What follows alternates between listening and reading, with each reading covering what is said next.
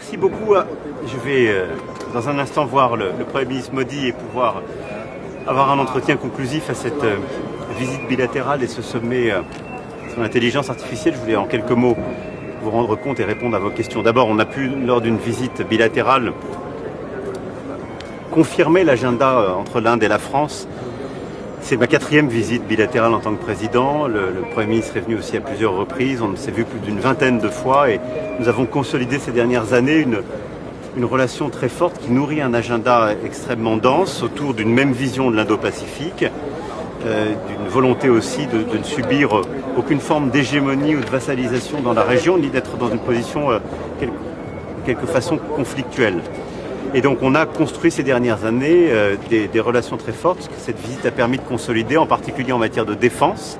On a pu inaugurer hier une ligne de construction commune entre Airbus et Tata Group, qui va permettre de produire dans un premier temps des hélicoptères, des H-125, avec d'autres générations qui peuvent suivre, dans le civil comme dans le militaire. On a pu confirmer la relation très forte que nous avons dans l'aviation de chasse avec les Rafales, pouvoir poursuivre aussi en matière de motorisation de beaucoup d'équipements indiens et également poursuivre nos travaux communs sur les sous-marins, puisque la France a déjà doté de 6 Scorpènes la marine indienne et nous sommes en discussion pour aller plus loin. Et donc la défense est clairement un pilier de cette relation. Au-delà de ça, nous avons les liens technologiques et la coopération scientifique. Nous avons pu l'illustrer hier à l'université avec les liens entre nos organismes de recherche, grandes écoles, à travers le programme Rush, notre volonté d'aller aux 30 000 étudiants en 2030, volonté réaffirmée par nous deux, et puis nous avons pu ouvrir un laboratoire commun, en particulier sur la recherche médicale et en matière de cerveau et d'IA et de santé, entre PSL, l'Institut du cerveau à Paris, enfin, le cerveau de la moelle, et l'EMS Hospital ici à Delhi. Et donc tout cet agenda nourrit là aussi une volonté d'aller plus loin en termes de recherche, de coopération scientifique, de coopération estudiantine, et nous avons ouvert ensemble avec le Premier ministre Modi à Bombay cette année de l'innovation que nous lançons entre nos deux pays, avec énormément d'initiatives qui vont scander ce partenariat et qui vont nous permettre d'aller là encore plus loin avec des initiatives multiples, une plateforme commune d'innovation pour en particulier nos startups et nos PME qui est très importante. Au-delà de ces initiatives, j'ai pu rencontrer également les investisseurs indiens. On aura une session dédiée à Choose France.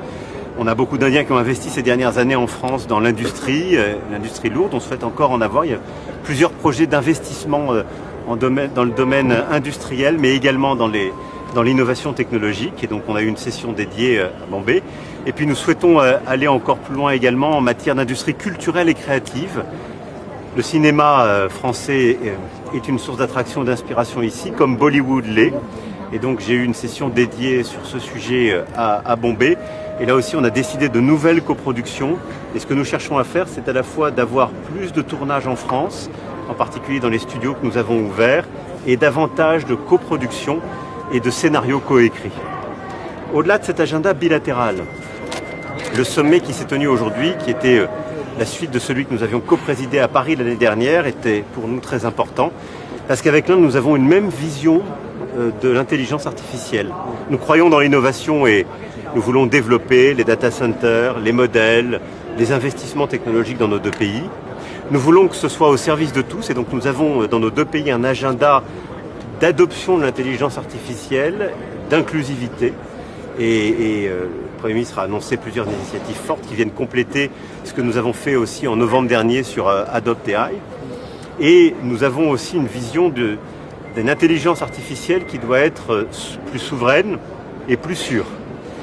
Et à cet égard, ce sommet était l'occasion pour le Premier ministre Modi de confirmer qu'il suit notre initiative d'interdiction des réseaux sociaux aux plus jeunes.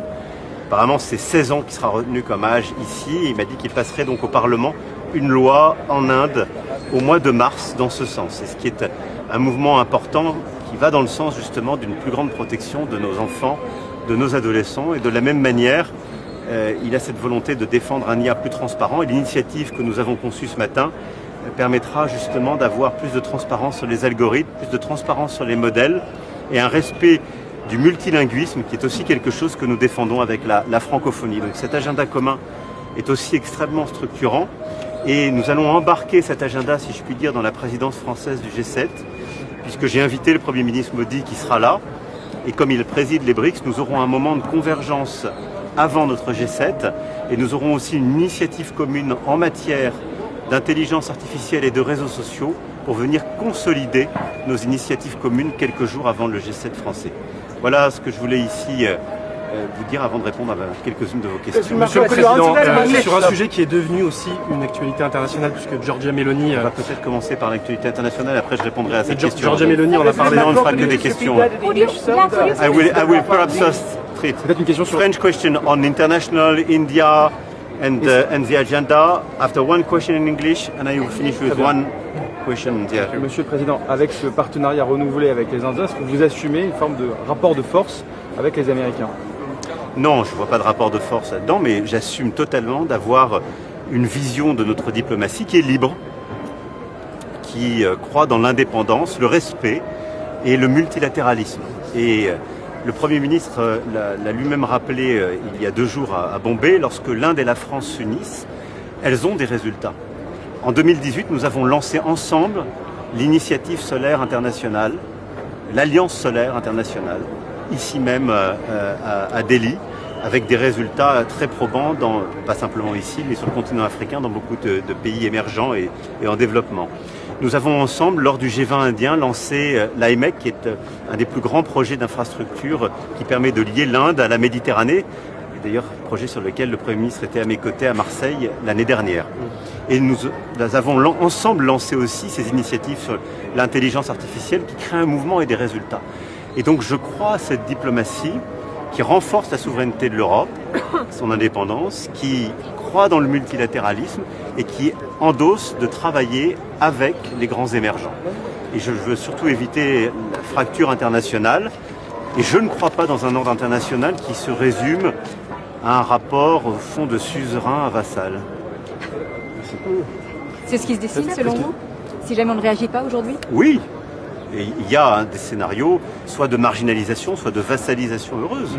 Et je ne crois pas dans ces scénarios. Je pense que d'abord, ça n'est pas la destinée de la France. Nous avons tout ce qu'il faut pour être indépendant et le rester, un modèle d'armée complet, dont nous avons doublé le budget, des technologies fortes. Et nous, Français, nous, Européens, nous avons les moyens de prendre notre destin en main. Nous voulons le faire en coopérant, en respectant tout le monde, mais en étant respectés. Et je pense qu'être respecté, c'est important. Et donc nous défendons cet ordre multilatéral, voilà, mais avec des résultats à la clé. Comment engager les États-Unis sur l'interdiction des réseaux sociaux? Comment engager la big tech américaine?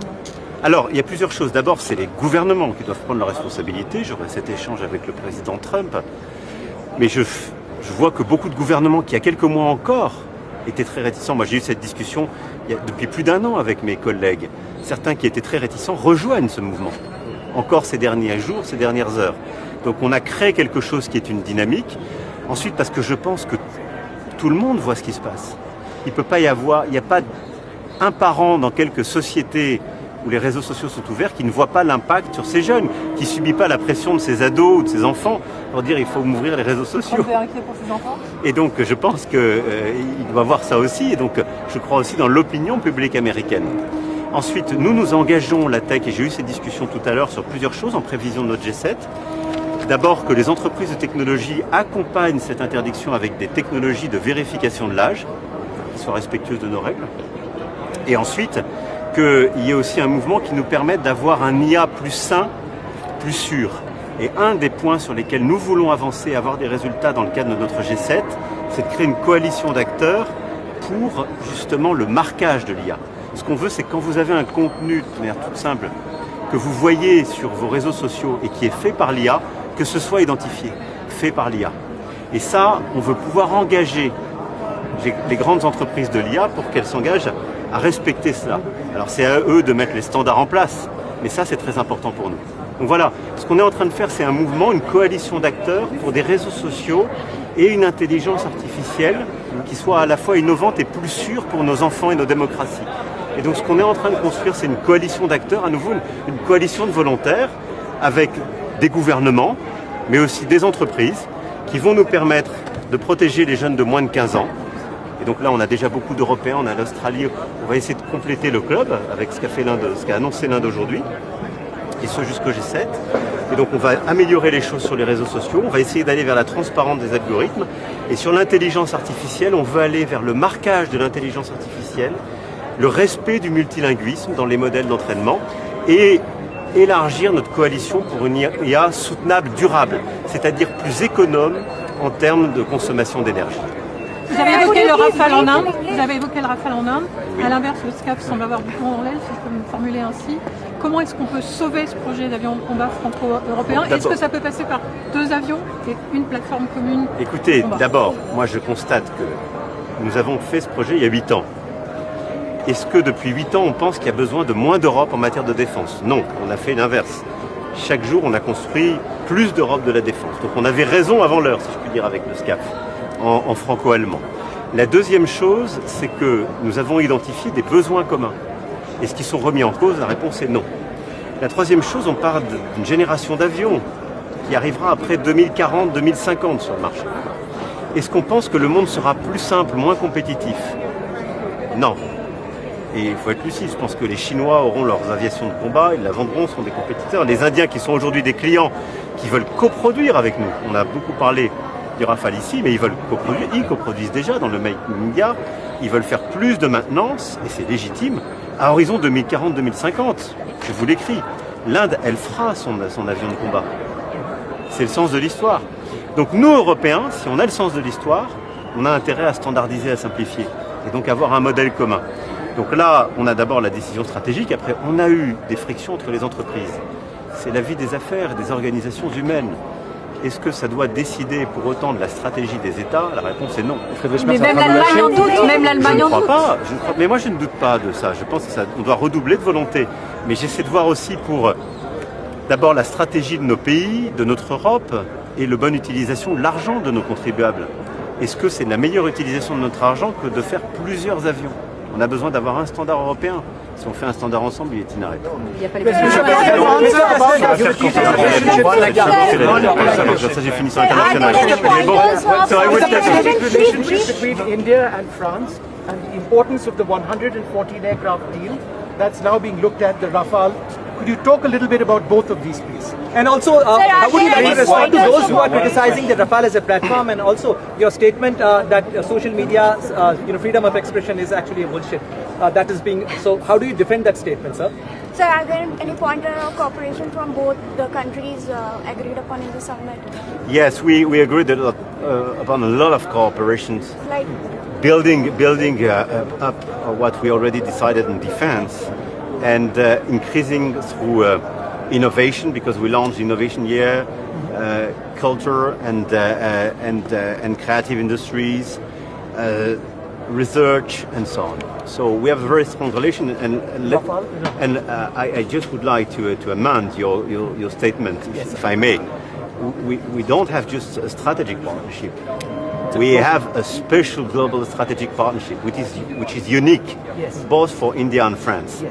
On Rafale, what we want to do is to expand. So India confirmed few days ago its willingness to indeed command a new bunch of Rafale, 114, and to co-produce. So the Make in India will be core in this new command.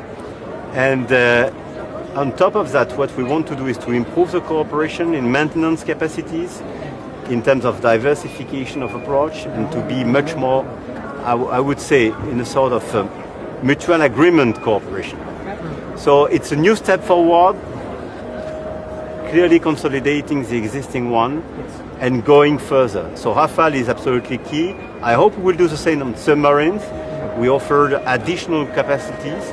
And we are doing it as well on the engines and on helicopters, by the way, between Tata and Airbus. So clearly the cooperation is improving, and we are building a new area of cooperation.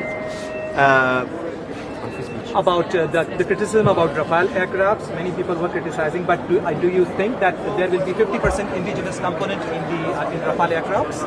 We are always increasing indigenous components. It's part of this dialogue between the company and your government.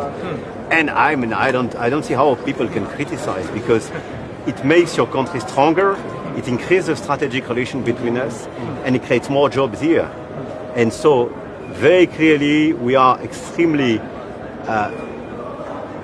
I would say, committed to having a maximum number of Indian components and manufacturing a maximum number of critical devices in India. This is exactly the rationale under the Tata Airbus deal. So we will do the same for the Rafale. You can count on us. As for the free speech, I saw a lot of people just quoting a small part of what I saw, what I said. My point was just to say, I do believe in free speech. But what does it mean? Free speech means I will listen to you, you will listen to me. And we are in an equal relationship. A lot of people defending free speech do it based on algorithm without any transparency, with a lot of bias and with their own political agenda. It's not free speech. And when people clearly help hatred speech, racist speech, to be spread all around the place, it's not about free speech. It's a jungle. So I really believe in free speech based on respect and transparency, because this is free speech in democracy.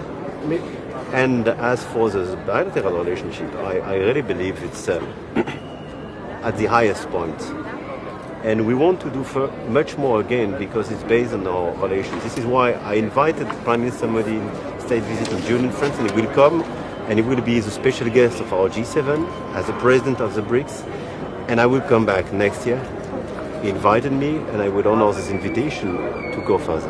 Monsieur le Président, retour en France pour terminer sur l'affaire Quentin Durand qui fracture une partie de la classe politique française. L'Europe aussi, Giorgia Meloni part d'une blessure pour l'Europe. Quel est votre sentiment d'abord sur le dernier développement de cette affaire, notamment l'implication de plusieurs collaborateurs d'un député LFI? Et puis plus globalement, est-ce que comme votre Premier ministre, vous appelez la France insoumise à faire, je cite, le ménage dans ses rangs?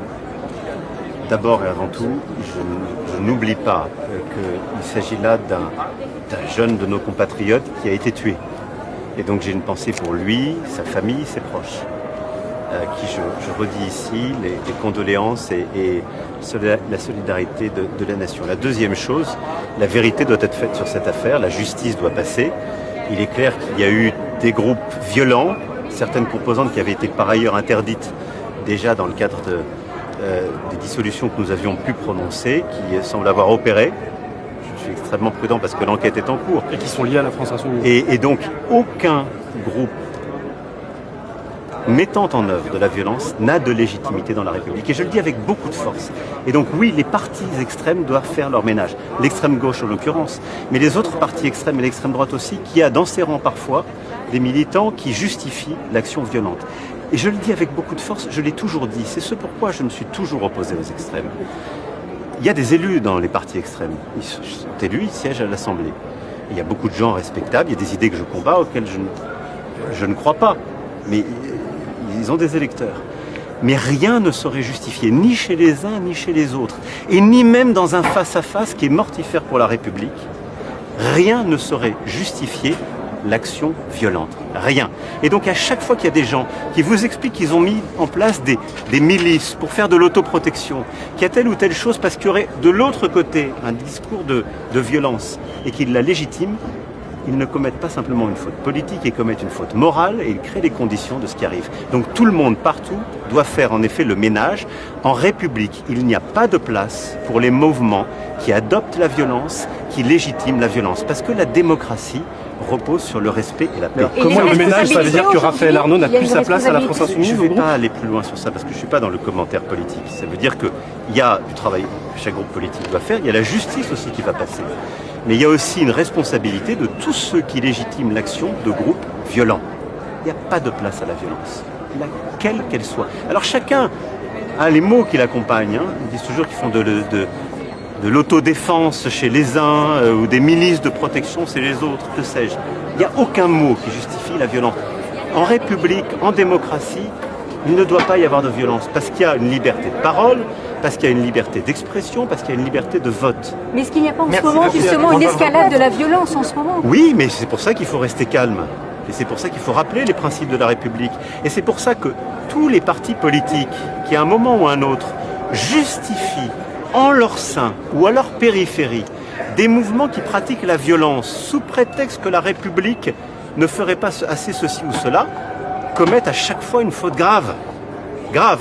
Et donc là, en l'espèce, c'est un mouvement d'action violente qui est lié à l'extrême gauche.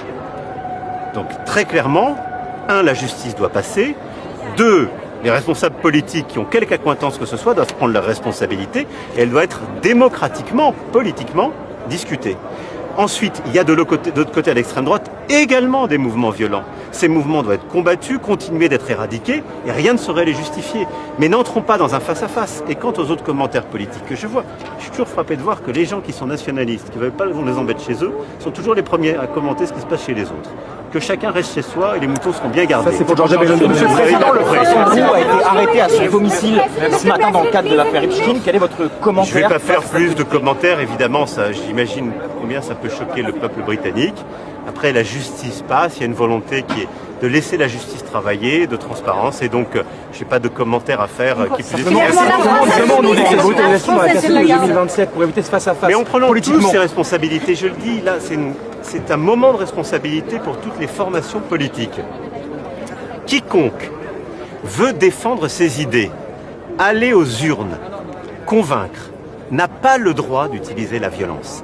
Quiconque veut défendre ses idées, quels que soient ses idéaux, et je peux être en accord, en désaccord, vous pouvez être en accord, en désaccord, ils sont à respecter.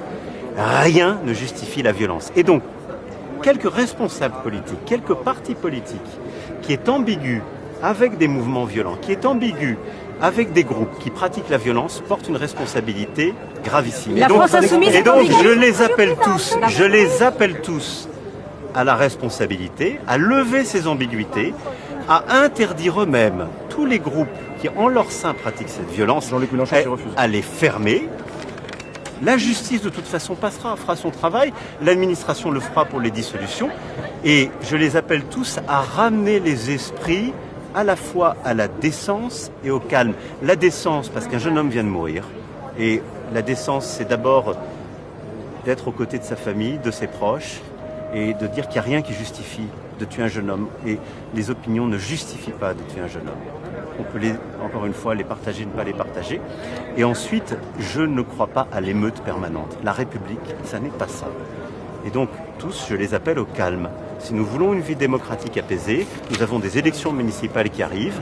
Je vois de plus en plus à la fois de maires sortants, de candidats qui sont aujourd'hui agressés. Je veux ici leur redire tout mon soutien.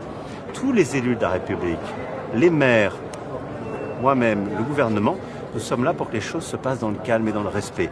Toutes les formations politiques doivent y contribuer. Le gouvernement est mobilisé, est à sa tâche pour que les conditions du respect de chacun, de la sécurité soient assurées.